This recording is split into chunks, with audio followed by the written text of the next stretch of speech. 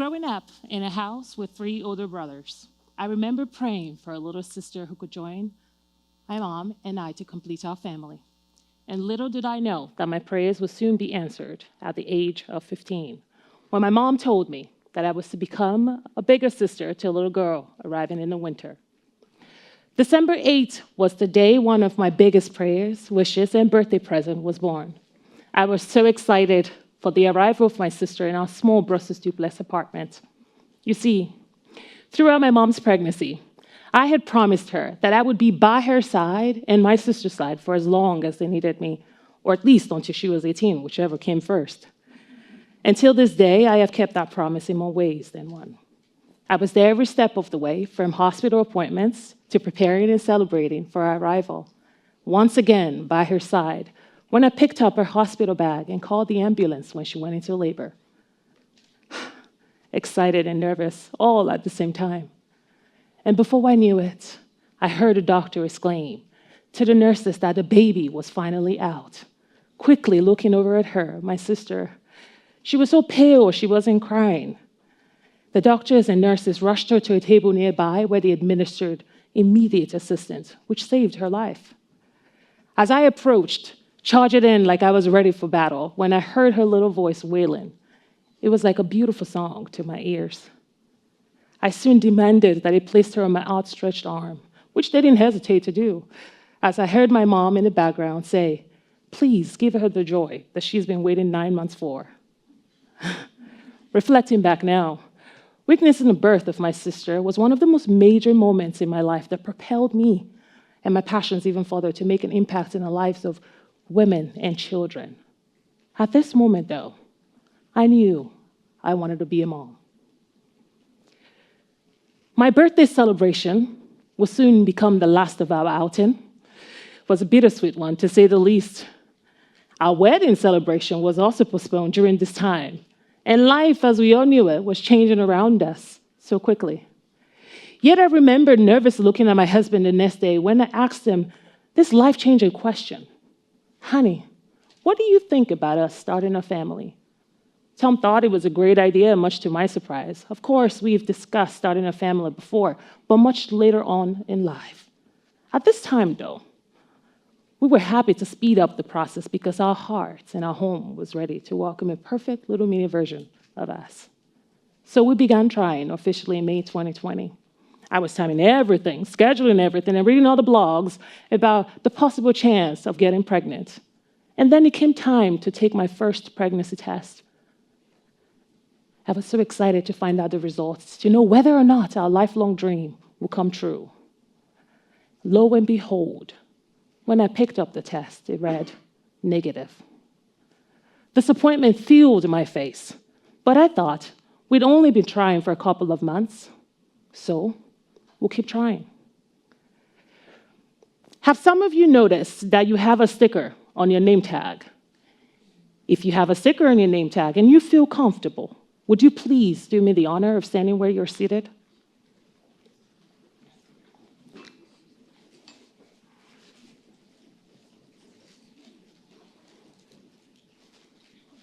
Thank you. Thank you. I want everyone here to take a look at the amazing volunteers who are standing here today. This right here is how common infertility is. Please, you may have a seat. But did you also know about 15% to 25% of women or the pregnancy ends in miscarriages?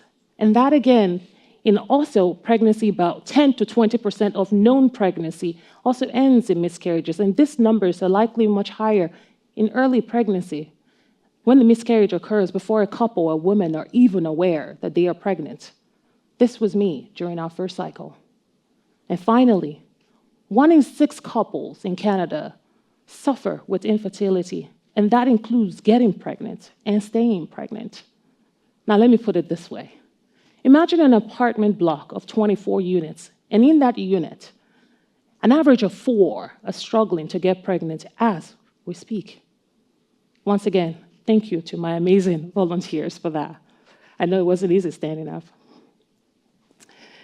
Now, after months of unsuccessful attempt to get pregnant, we finally received the good news, bad news call from our doctors to tell my husband and I that our only chances of getting pregnant or becoming a parent was going to be through in vitro fertilization, also known as IVF. So, before we knew it, I began timing everything once more, multiple appointments, multiple alarms throughout the day that began at 6 a.m., finished at 10 p.m. to take medication at ridiculous hours of the day.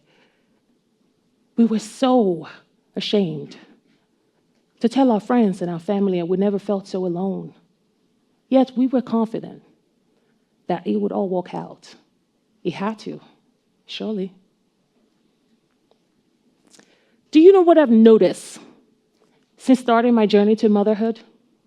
That nobody seems to tell you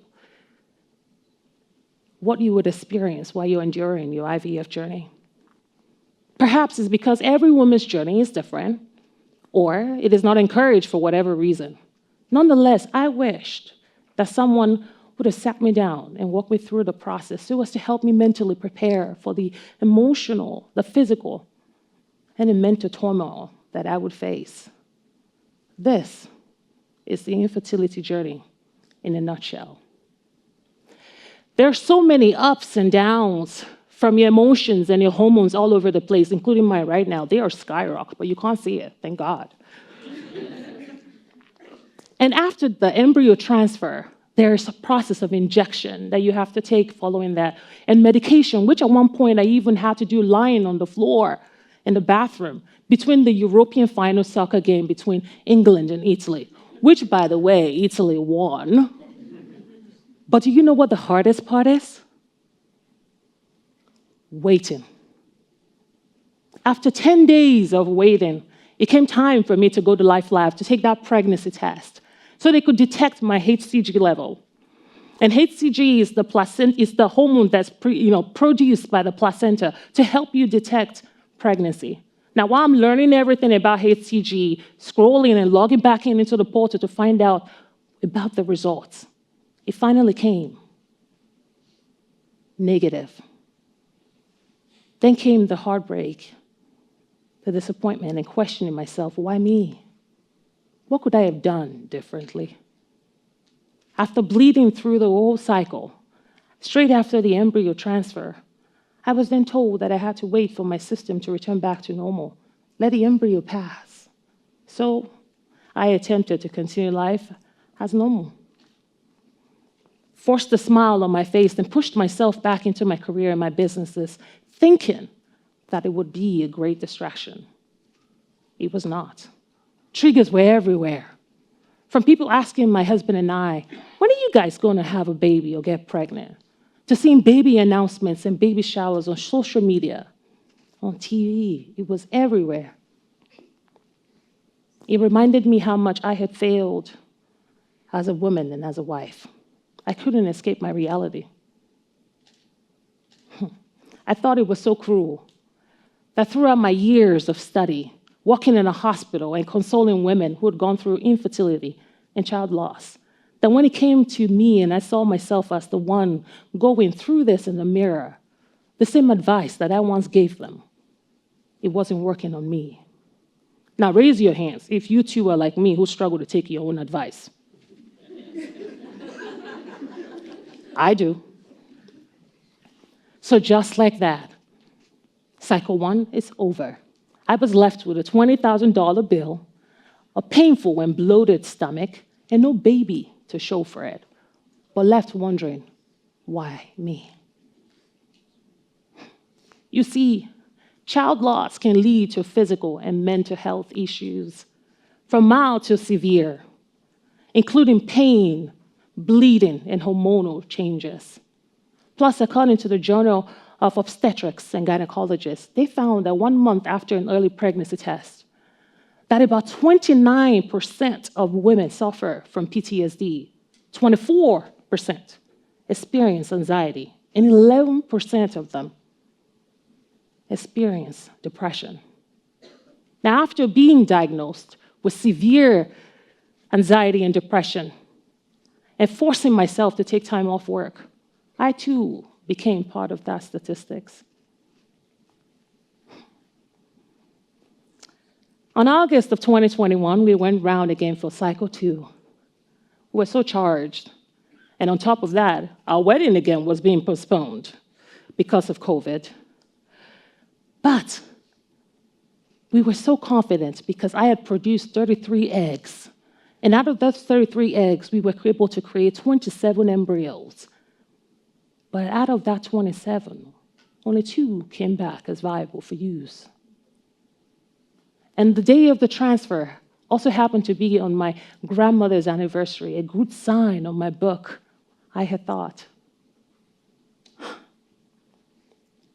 So I was so excited that I went out that day and I bought a baby Yoda teddy, bought some clothes, because I thought that if I really believed that I was pregnant, that I would be.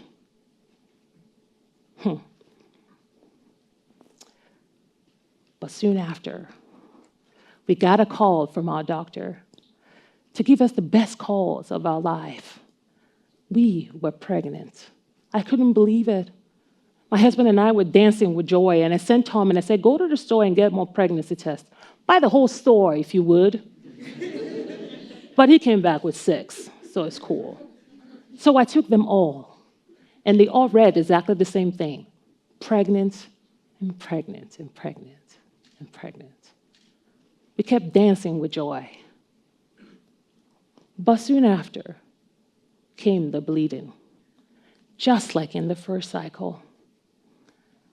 I began reading the blogs, trying to figure out how to protect myself and my baby. I was so scared that I couldn't sleep or went that night out of fear. But the next day, the doctor called us and told us not to worry. And in their way of reassuring us, that bleeding usually occurs, or mostly occurs, in early pregnancy. A week later, it was appointment time. I was so excited to hear the heartbeat of my baby. Tom couldn't come because of COVID. He sat in a car, so I went up in by myself. And there I was in the room, so excited to hear the heartbeat. Tom later joined on FaceTime, eager to hear and excited for what comes next. The doctor came in shortly after, and he checked. Nothing.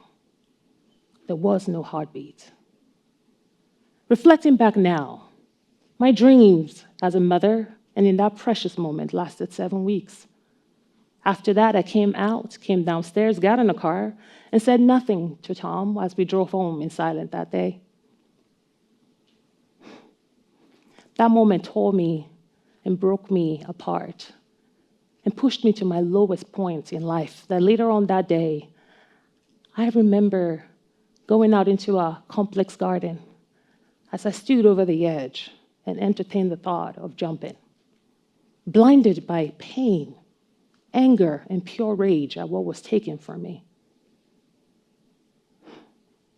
I began reflecting on my life and all the challenges that I had endured, all the things that I had done in life and overcome. I prayed and I sang.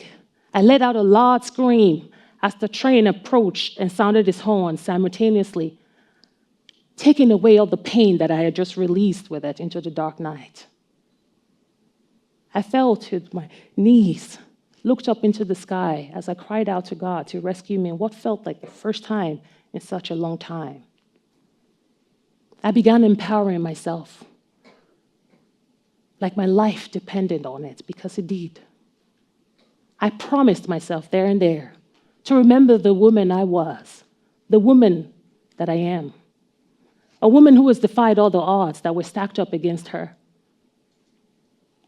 and survived everything that was meant to destroy her. I reminded myself with words of affirmation, I have a purpose, I have a future. My miracle is still on its way to me. All I had to do was keep fighting, keep the hope, keep believing, even if it still hurts.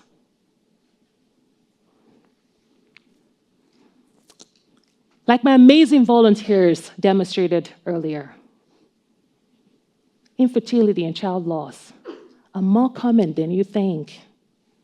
And these makes encouraging these conversations within your community with your families and your daughters, even more crucial. So they know what to look out for.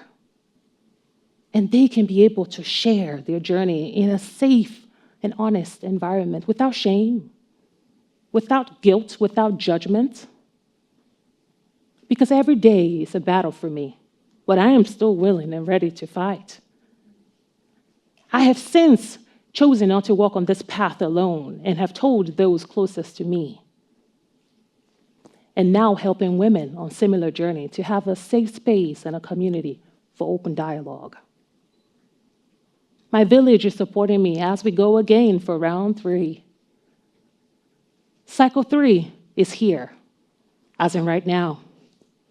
I stand here giving you this difficult talk with a growing baby embryo inside of me, believing that there will be a heartbeat, that I will be a mom again.